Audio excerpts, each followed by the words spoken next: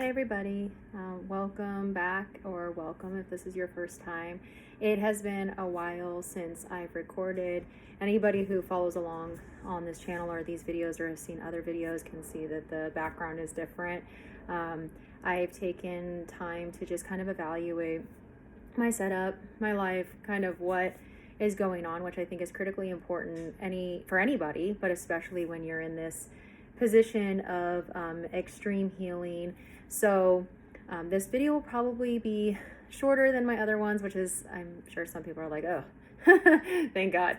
But it will probably also be kind of a series. It's impromptu like all my videos, and I just wanted to talk about some experiences that I've had lately because they have a lot of underlying themes of experience and what life is kind of, about from my perspective. And my perspective is just one of many, obviously, because everyone has a different perspective based on their experiences. But I wanted to go through it. If you would please subscribe, share, not because I get anything out of it, but because it might end up in the hands of somebody who needs it. So this, I would say the last week has been just this incredible journey of amazing but very shocking and blindsiding experiences, and all for the better in their own regard. But some of them were just very obviously positive, obviously great. Some of them were very bizarre, and some of them were on the surface would be very difficult to deal with, or kind of one of those experiences where you're just like, oh my gosh, I can't even believe this is happening right now, which in the moment is true. But then you kind of look back on it, hopefully, and you see maybe why it happened or what you can glean from it. But what I guess distilled it down to in terms of experience, behavior, what lessons can be gleaned from it, there were two major underlying themes, and those were conflict and communication. And it's really interesting because in my job now that I do for, my regular work, I never thought that I would actually be doing what I do today. And as a former investigator, I was on the side of holding people accountable for the things that they had done. But in those interviews, I learned a lot about why people do the things that they do. And often it was because they didn't understand, and no one took the time to seek to understand what they were experiencing, or they felt like they didn't have a safe place or a community where they could ask questions. So a lot of times it was someone who was just doing the best that they could, someone who made a mistake, someone who was just trying to get their job done, somebody who didn't know better, somebody who didn't feel like they could ask. And so they kind of were circumventing processes, circumventing policies, and they were making really, really bad decisions. Now, is this always the case? Absolutely not. There are some people who just take advantage of other people, and that's just how it is. But this was so profound, such a profound experience for me over and over and over again, that I decided, sidebar, being essentially blackmailed by my abuser at the same time and trying to do the right thing for the company and for those that I was protecting, but also because I didn't want to keep on playing the gotcha game when a lot of things could be prevented.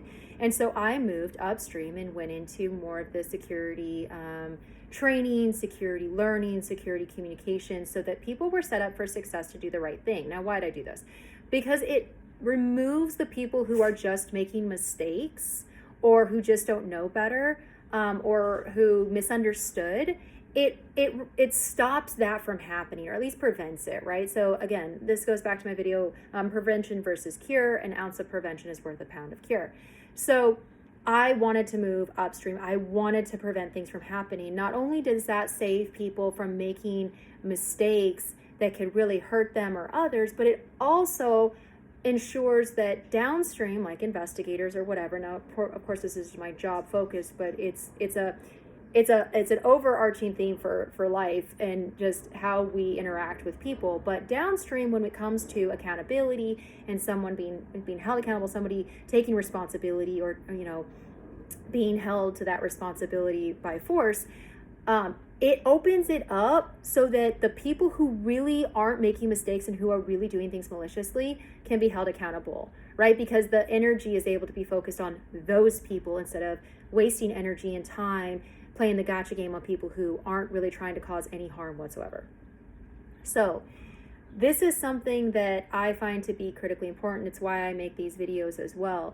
And one of the things that I will say about myself is I am such a fan of productive conflict. I very much emphasize productive. I'm not a fan of just any conflict. I'm a fan and I love productive conflict because growth comes from a place of discomfort. If we are willing to take accountability for our own actions, look within, understand the situation holistically, and move forward in a productive way of not it's my way or no way, how is this going to benefit the greater good, the greater whole, making sure that we're not removing what we need out of a situation, but making it to where our needs are still met and maybe our wants or desires are also met, but it's not taking away from another. And this is what I consider productive conflict. So productive conflict, though, is only made possible through proper communication. Now, proper communication doesn't mean that there's one way to do anything, right? There's no one way to do anything. Productive conflict and proper communication are rooted in, patience, seeking understanding, trying to make sense of reality. And this underlying theme of, conflict and discomfort and communication and all of these things that I experienced over, I would say, the last week were just very much in my face constantly. Like, this is something that just keeps on coming back around, and I felt compelled to talk about it. So at some later point, I will probably make some shorter videos about these experiences and what happened and what I learned without disclosing personal details of anybody.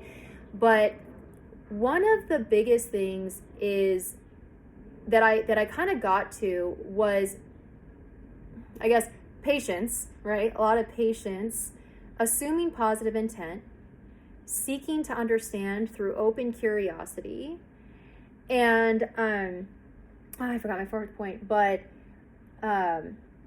not really, realizing not everything is black and white. Humility, having humility in that you might be wrong, and all of these things. But the thing that I came to the most is when I realized when I am faced with conflict, one of the most powerful tools I have in my toolbox is I evaluate in that moment a few things, right? So evaluation takes patience. It takes understanding. It takes introspection.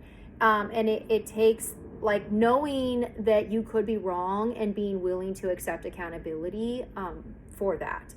So in all of these different scenarios and throughout my survival, and even when I was in that environment, what I really like to do and what I want to share for now is looking at every single conflict or position of conflict as taking a step back. Even if it's happening in the moment, you can take a step back. There's nothing that says you have to argue, you have to fight, you have to lash out. We are raised in a world and in a society, it feels like, I'm in the United States, where everything is conflict, everything is fighting, everything is he said, she said, she said, she said, he said, political parties, football teams. It all kind of feels like we just have to fight. We have to have conflict. Now, again, if it's productive conflict, this is a good thing. Growth comes from a place of discomfort. But if it's unproductive conflict where you're fighting unnecessarily, it gets to this point where you're like, what are we even fighting about? Does anybody ever actually take the time to understand the other side or get an understanding of why they feel this way? And is there possibly a miscommunication? I truly believe that the majority of unproductive conflict comes from a miscommunication, which if all parties involved could just take a step back, have patience, and go through this process I'm about to outline, I truly believe that it would fix a lot of issues before they become true issues. Now, am I, some sort of like, well, my children think I'm a mind reader, but am I, some sort of like, oracle or someone that knows all things? No, I wasn't in the movie The Matrix, although I love those. They are my favorite movies. But no, it's not about knowing everything. It's just, this is my experience, and this is as what I would consider an ethical social engineer for work and what I study. This makes sense to me. So if you're facing a situation where you have this conflict going on, initially it's going to feel unproductive. There might be miscommunication. There might be somebody who's just being malicious. You don't really know, right? But you take a step back and you observe what's going on once you're in a safe place, just in case this conflict is actually causing some sort of harm, whether it be psychological, physical harm. Get to a safe place, but then take a step back. And this is what I do. This is literally what I do in every single conflict, in every single conversation, especially if there's a misunderstanding. I literally did this multiple times last week. One, I assume positive intent, right? I don't know what that person is going through. They don't know what I'm going through. I don't live in their mind. They don't live in my mind, hopefully, for them. But I take a step back and I go, okay, I'm going to assume positive intent. And sometimes people, when they are acting just totally wild, I'm like, it's really hard for me to assume positive intent because you're totally freaking out. But for some reason, they're freaking out. And I don't know why. They might not even know why. Why? Well, because our feelings are not something we can control. Our feelings come from our bodies, our subconscious minds, right? We use our conscious mind, our critical thinking to make sense of the reality around us, but how we feel about it is not something we can control. When you are triggered as a survivor or as a trauma victim or something like that, when you are triggered by something, it's not like you sat there and you were like, you know what? I totally want to feel like shit right now. I totally want my palms to sweat. I want my heart to race. I want to feel like my stomach is in my throat. I want to feel like I'm going to pass out. I totally wanted to destroy this shirt with my sweaty pits. That's totally what I'm going to do right now.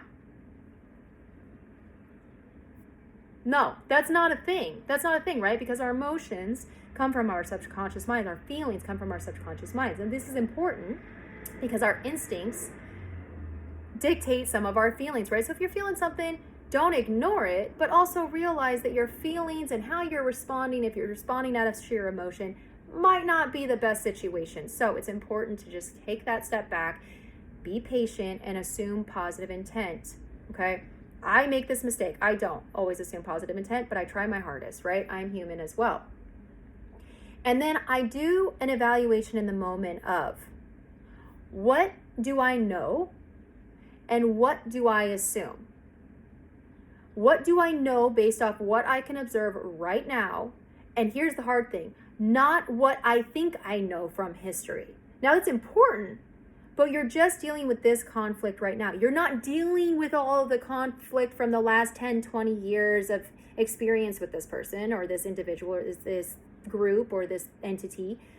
I'm looking at this situation right now, right in front of me, because this is the situation that I'm dealing with. What do I know? What can I observe right now? And what assumptions am I making? And how do they work together and how do they conflict? And this is not something that I would say I was necessarily born with. I think that this is something that I've developed over time. My personal life as a victim of domestic violence, intimate partner violence. I mean, and even outside of that, a lot of abusive situations I've dealt with, a lot of misunderstandings in the medical world that I've dealt with, conflict at work, and what I do for a living. I've learned how to do this evaluation. But if I've learned how to do this evaluation and I've learned how to take a step back and do this myself, I truly believe that with commitment and focus, anyone can learn how to do this, and it helps so much. And even if it doesn't, solve world peace or make sense all the time, if it makes you feel better and it gets you to a better place and it gets the other party to a better place, is it really a bad thing? Not really, right? So, in my mind anyway. So I look at it and I say, okay, what do I know? And what assumptions am I making? How do those work together? How do those conflict? And then the next step is, if there are outliers, my assumptions are outliers to what I'm seeing right now. This is where I think it gets really hard for everyone, including me. And this is what I think anyone and everyone can benefit from. When I take that delta, I overlap. Think about like, I can't remember what it's called right now, but it's the overlapping circles. Venn diagram? I think that's it. But you have you have the things that are similar, right, in the center, and then you have these two conflicts. So you can negate the similarities to an extent, especially if you're assuming positive intent. What are the differences between what you're observing and your assumptions? And here you go. Are my assumptions based on reality or based on my feelings of reality? As a survivor, I am constantly, not in a way of gaslighting myself, but I am constantly taking a step back and saying to myself or asking myself, is this situation reality? Or is this situation my perception of reality based on the feelings I have, but the very legitimate feelings I have based on my very legitimate experiences? But are these legitimate experiences and these legitimate feelings applicable to this current situation? Is that what's actually happening right now? Or do I just believe that it's happening right now? And this evaluation that I do, I would say 9 times out of 10, helps me at least level set in my mind where I might be going wrong here or what I might have missed at some point. And that introspection, and this is the next part. So just to walk it back through real quick. So you've got this taking a step back and having patience, right? And assuming positive intent by the other party, even if you don't agree with how they're acting. And then doing that evaluation of what you know right now in that moment and the assumptions that you've made that might be in confliction or agreement. You take those conflicts and you look at why they're there and where they're coming from. And the next hardest part is, what did I possibly do to create this conflict, right? Or to create this assumption that is in conflict with the reality of what I'm observing. Now, a lot of people, I'm sure, would look at this and go, holy shit, what is she doing? She's basically telling everybody, all victims, all survivors, that they're wrong and that they have to go through this evaluation to basically justify what's happening with their abuser or their experiences. And she's basically giving a roadmap to gaslighting. No, I'm not. I'm not at all. What I'm doing is I am providing a roadmap to take a step back and evaluate reality for what it is, so we do not continue to re-traumatize ourselves by allowing our experiences, our historical experience, to define our current reality.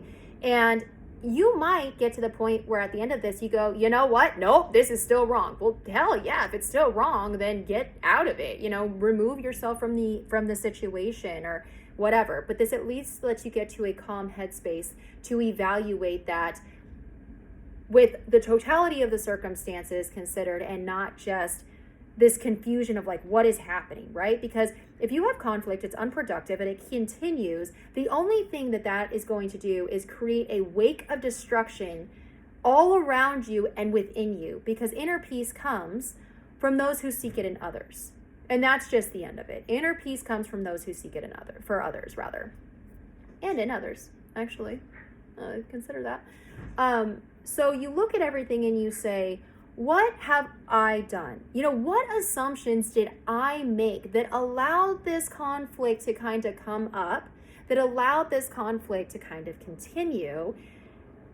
And have I done everything I can do to resolve this in an amicable way that does not put that person in a position of defense? Because everyone is dealing with their own traumas, whether or not I understand it, whether or not I agree with it, whether or not it would affect me. Their trauma is their trauma, their experience is their experience. And it's my job to take a step back as an individual, as a human being, as a part of the global community, to take a step back and say, hold on a second. What have I done to possibly make this situation worse or allow this situation to fester? And if you can identify that you have done things that may be good intent, poor execution, right? You meant well, you were trying to do your best. There's nothing wrong with the intent. But if the action you took, and I am 100% guilty of this in a lot of regards, right? This is why I go through this exercise. But if I take a step back and I'm looking at it and I say, you know what? I totally had pure intent here, but I think I messed up. I think I made some decisions, took some actions based on maybe bad data or assumptions, and I take accountability for that. Right? Again, you're not saying you're a bad person. You're not saying they're a bad person. You're looking at the conflict for what it is, and you're creating a productive conflict from which everybody involved can grow, can prosper, can be heard, right? And while an abuser is an abuser, I would never, when it comes to my abuser, this is not a process that I would go through with him, because at the end of the day, he is pure, undeniable evil, and that does exist in the world, and there's nothing that we can necessarily do with that. But I absolutely refuse to let what he did and the decisions that he made and the evil that he exists in this world, and as he exists in this world, I refuse to allow that experience and that history to define my current reality and how I interact with other people and how I move forward. I refuse to allow my abuser to have that kind of control in my life, and I refuse to allow that kind of negative evil energy to influence my interactions with others that would vicariously and by extension hurt them. I will not do harm to another human being and enable his evil to spread through me based off of my experiences defining my current reality. So I go through this process, and I will give examples. I'll make more videos. I'll give examples of what happened and kind of how I worked through it, because I think that will help maybe to be more understanding, and I'll do it sooner than later instead of waiting months like sometimes I do. But I would implore you to think about that, and maybe not do it right now. Like, don't, to the best of your ability, I strongly recommend that you do not look at yourself and go, well, I got to do this right now. Like, I got to do this right now. Like, I got to do something. I got to change this. I got to, she said that this is the best process, and it might not be the best process, and you might have to modify it to fit you. That's not what I'm saying. Go back to some interactions that you've had recently, some conflict that wasn't productive, right? And apply this thought process to that conflict and see if you can come to a possible other outcome. You might not be able to. Again, if I did this with my abuser, there's no way there's another outcome. And I wish I could say otherwise, but the data is in. The data is in repeatedly the exact same behavior. Pure undeniable evil, no matter what. I could apply this pattern to him for every single interaction we ever had for over 12 years, right? And it doesn't change. Data is data and facts are facts, period, full stop. But if you look at something that maybe seems a little odd or a little uncomfortable, or like it didn't land the way it should have landed, or it didn't end the way it should have ended, or it just feels uncomfortable, or it just feels weird, apply this process to what happened and see if it works for you. See if it fits. See if you can do something different, right? So go through it. Take a step back. Have patience with yourself and with the other person in this experience and this process you're going to go through. Have patience. Assume positive intent. What was the other person possibly doing? What was the other person possibly thinking? Is it a situation of good intent, poor execution? Were they just so emotional because they're human, and it was such a strong emotion for them because maybe it was the love of a person, the love of a child, the love of a memory, the love of something, that they just acted out of pure emotion and didn't know this process themselves? Assume positive intent. Go through and do your evaluation. In that moment, were your observations and the facts that you had in that moment at that time, and the assumptions that you had and that you had made historically or even at that time, where did they match? Where did they conflict? Take those conflicts, look within yourself and say, did I create those assumptions? Did I continue those assumptions even though I had data points that told me otherwise, but I was so convicted in my emotional state and believing that this was my reality, my current reality, could I have been wrong? Are these assumptions possibly wrong? Because they're conflicting with what I'm seeing right now. Is it possible I was wrong? I'm wrong so often, and I make assumptions and I try every single time to fix it, right? And then go through and kind of say, what did I do maybe that made these assumptions? Did I try my hardest? Did I show up in my best light? Did I give that person the benefit of the doubt, assume positive intent, realize that they were coming from a place of love? Did I do that? Is it really fair that I apply that belief system or that expectation to someone else, even though I'm really not holding myself to the same standard? And here's the beautiful thing at the end of it all. And I say this to my kids all the time, and I say this to a lot of people all the time. It is never too late to do the right thing. It's never too late to do the right thing. So let's say you're having that conflict right now. I can think of one right off the top of my head that I'm still experiencing in this moment. And I am going to seek to resolve it. But you can resolve it. And I did it many times over in the last week. But you can resolve it. Look at what you might have done. Look at what, you can remember what they might have done, but you can't change them. You can't control them. If it is something worth saving, it's worth the effort, right? If there's true love and pure intent there, it's worth the effort to save it. So look at that situation and say, you know what? I made some assumptions. I made some bad assumptions. Maybe they felt valid at the time. Maybe they were valid at the time. Maybe they just don't apply anymore, right? But if I take accountability for those actions and I say, look, I made some assumptions and they weren't right, and I'm sorry, and I take accountability for my assumptions, right? And you put the ball in that other person or that other entity's court to do the right thing as well. What do you think will happen?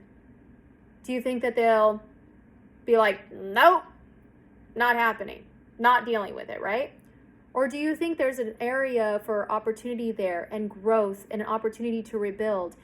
And if the latter, is it worth it to you? Is it worth it to maybe your children, your family, your friends, your community, your environment, the global community? Is it worth it? And if it is, I implore you to do that. I very much hope that you will take the opportunity to use that introspection for good and build yourself and the world around you a community, because that's what we all need, is community in this world. And whether or not we agree or disagree is really, at the end of the day, it really doesn't matter, because our experiences are our experiences. But remember, inner peace comes to those who seek it for others.